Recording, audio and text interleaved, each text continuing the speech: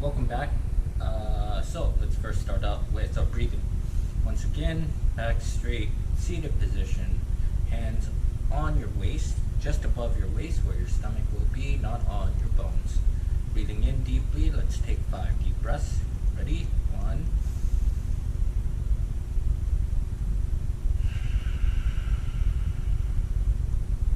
2,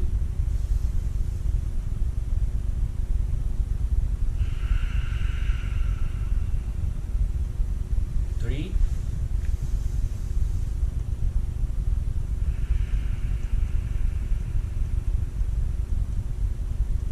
4.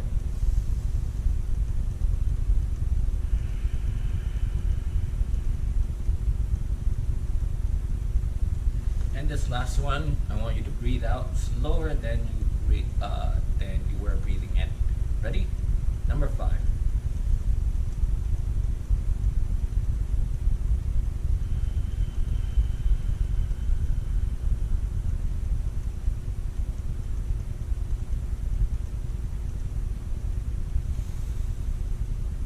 Very good. First stretch.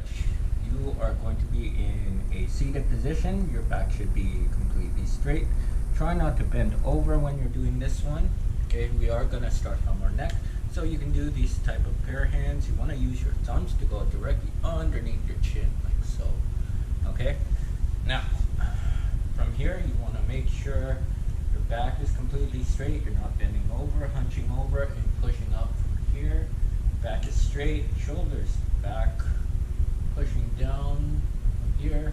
You might feel like you want to push your chest out when you're doing this. Try and avoid that. And once again, deep breaths. As you exhale, push your chin up towards the ceiling, trying to keep the integrity of your spine. Breathing in.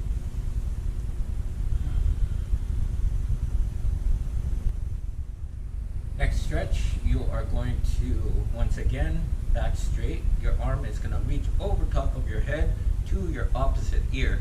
Alright, now, you might want to turn your body like this, in which case do not. Alright, we are going to pull from the head, but pull nice and slowly. If you need a guide, put your hand on your chest so you feel if like your elbow is moving. This is how you can align yourself. So, right from here, breathing in. Breathing out, start pulling, and relax your muscles. Once again, hand on chest just to give you a guide. Breathing in nice and deeply with our diaphragm, and breathing out.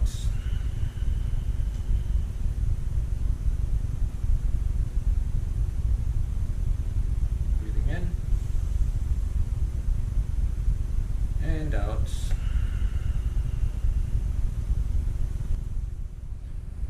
This next one will be with our head bent forward. Still trying to keep my back straight. I do not want to curl my back. When doing this, back straight, everything should just be bent on the neck.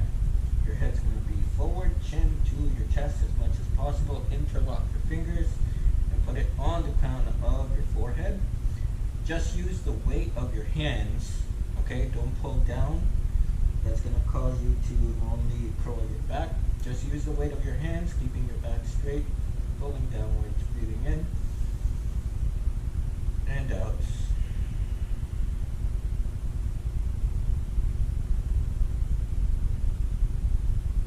Once again.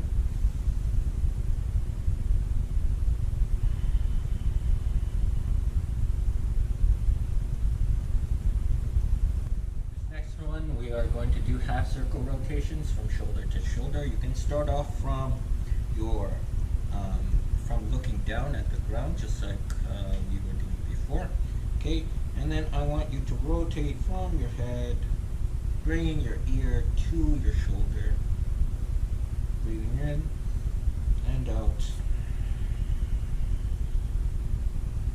In and out.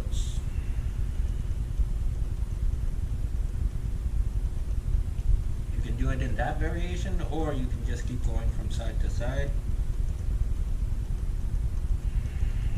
trying to keep your breathing as nice and relaxed as possible when you're doing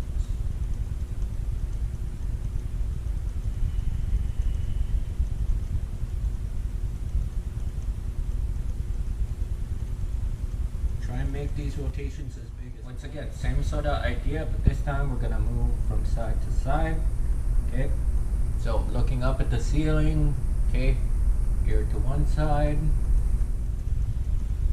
and then you just continue. Try and keep your back straight and aligned the entire time. I normally close my eyes to help me focus on just moving from my neck. Okay, this next one, we're going to move a little bit lower down onto our body, our shoulders and traps. Okay, for this one, you are going to be on your hands and knees. Your wrist should be directly underneath your shoulders. Okay, your knees should be directly underneath your hips if at all possible. Alright, now, do not turn the eye of your elbow out towards your head. You want to turn them inwards, okay, so that you don't put any unnecessary pressure on your elbows when you're doing this. Okay, we are going to pretend like we're going to do push-ups, but we can't bend our arms. Right, so that means everything comes from the shoulders. So I dip down, bringing my shoulder blades together as much as possible. Breathing in like we do our cow movement, and then breathing out, pushing out, trying to bring our shoulder blades as far apart as possible. Trying to keep the movement straight in our shoulder blades. Okay, breathing in, sinking deep, bringing your shoulder blades in together, and breathing out, trying to push your shoulder blades as far apart as possible. Okay, do it from this side once more, breathing in, and breathing out.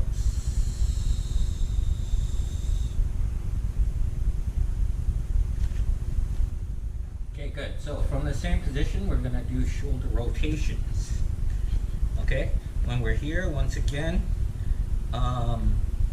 hands directly underneath your shoulders, knees directly underneath your hips. Okay, so imagine just like you're going to do those dips we did before, but you're going to rotate in circles instead. Your hands are still placed on the ground, not elbows not forward, turned inwards. What it will look like from the sideways view.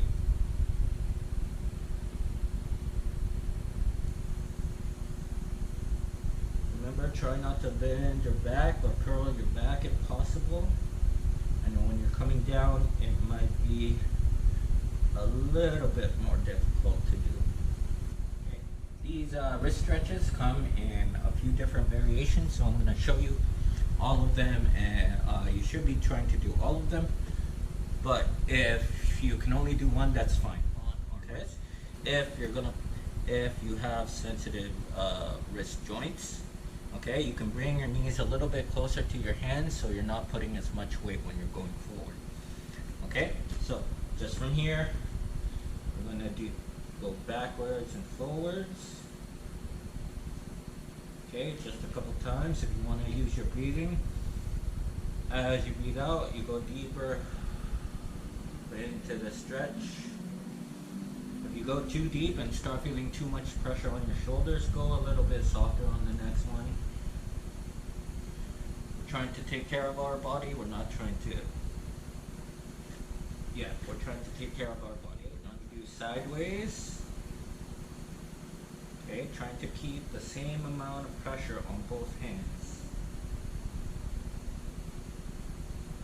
Okay, and then we do circular movements in one direction.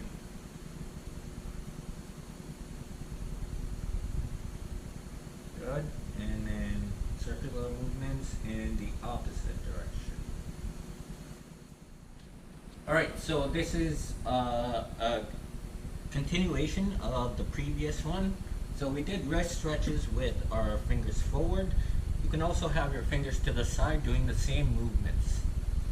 Okay, now realize that because your fingers are pointed out, you are going to be putting more pressure on the outsides of the wrist. So these outsides. Alright, so be very easy, like I mentioned before. If you're putting too much pressure on your wrist, bring your knees in closer so that your knees take more of the force, more gravity. Okay, and then you can lessen the force on your hands without too much incident. Okay, that was number one. Variation number two is with your hands all the way back. Okay, this causes your elbows to eyeball elbows, this part right here, to go outwards. All right. So for this one, you do not want to raise your palms off the ground. Okay, we're just gonna go backwards and forwards once again. Okay, be very careful with this because you are putting quite a lot of pressure along this axis, right? And also along the back as well. So this part right here. All right. So once again, just bring your knees in closer so that you allow yourself to gauge how much pressure you can put. We go sideways. Okay, and then rotations in one direction and opposite direction. So we also have to stretch the back of our hands. Okay, so best way to do that, once again, same position. Okay, this time have your hands, have your wrist like right next to your knees so you can see how much weight you're putting. Once again, don't turn your elbows out, keep your elbows in so you're not putting unnecessary pressure on your elbows. And then straight from here, just go back nice and slowly. The movement shouldn't be big. There's quite a lot of movement that you can do, but you're going to feel quite a lot of pain as well. So this is why you want to be nice and easy when you're doing this. And then if you want to, you can just make small rotations as well.